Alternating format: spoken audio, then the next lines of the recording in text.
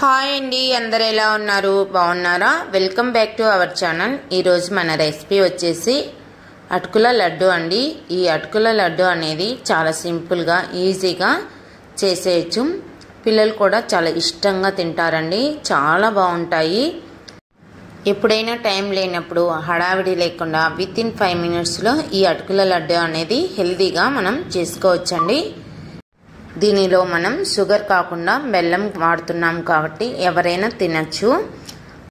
మరి ఈ అటుకుల లడ్డుని హెల్తీగా ఎలా చేసుకోవాలో ఇప్పుడు చూసేద్దాం. ముందుగా ఒక బాండీ పెట్టుకొని దీంట్లో లావ్ అటుకులు అనేది 1 కప్పు వరకు తీసుకోవాలండి. లో టు మీడియం ఫ్లేమ్లో పెట్టుకొని ఒక 2-3 minutes మంచిగా కలర్ వచ్చేంత వరకు వేపుకోవాలండి. లైట్గా కలర్ అనేది చేంజ్ అవుతుంది. మనం వేపుతుంటే స్మెల్ కూడా మంచిగా వస్తుందండి. కాబట్టి లో టు మీడియం ఫ్లేమ్లో పెట్టుకొని ఇలా అటుకులు అనేది మంచిగా వేగేంత వరకు దోరగా వేపుకోవాలండి.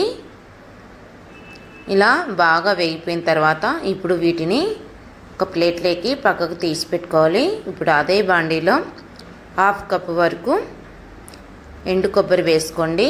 ఈ ఎండు కొబ్బరి కూడా ఒక 2-3 minutes లో ఫ్లేమ్లో పెట్టుకొని లైట్గా వేపుకోవాలండి. ఇప్పుడు ఈ కొబ్బరి కూడా పక్కకు తీసి పెట్టుకొని ఇవి అటుకులు అనేది ఈలోపు మనకు చల్లారి ఉంటాయి కాబట్టి ఇప్పుడు మిక్సీ జార్లో వేసుకొని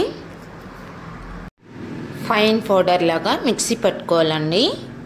ఈ విధంగా చూడండి, మనకు పౌడర్ అనేది రవ్వలాగా మంచిగా రెడీ అయిపోయింది. ఇప్పుడు దీన్ని పక్కన పెట్టేసి ఒక మిక్సింగ్ బౌల్లోకి వేసుకోవాలండి. ఇప్పుడు దీన్ని పక్కన పెట్టేసి ఇప్పుడు మిక్సీ జార్లో ఎండు కొబ్బరి 3-4 యాలకులు వేసుకొని మెత్తగా పౌడర్ చేసుకోవాలండి. లేకపోతే మీ దగ్గర కొబ్బరి పౌడర్ ఉంటే కొబ్బరి పౌడర్ అయినా వేసుకోండి.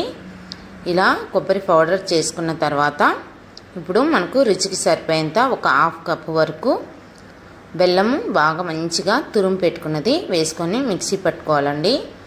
ఇలా మిక్సీ పట్టుకున్న తర్వాత దీన్ని కూడా మిక్సింగ్ బౌల్లో వేసుకొని ఒకసారి బాగా కలుపుకోవాలండి. మొత్తం బాగా కలిసేలాగా ఇలా కలుపుకున్న తర్వాత మరలా ఒకసారి మిక్సీ జార్లో వేసుకొని మిక్సీ పట్టుకోవాలి. అప్పుడు మనకు అన్నీ అనేది సమంగా మంచిగా కలిసిపోతాయండి.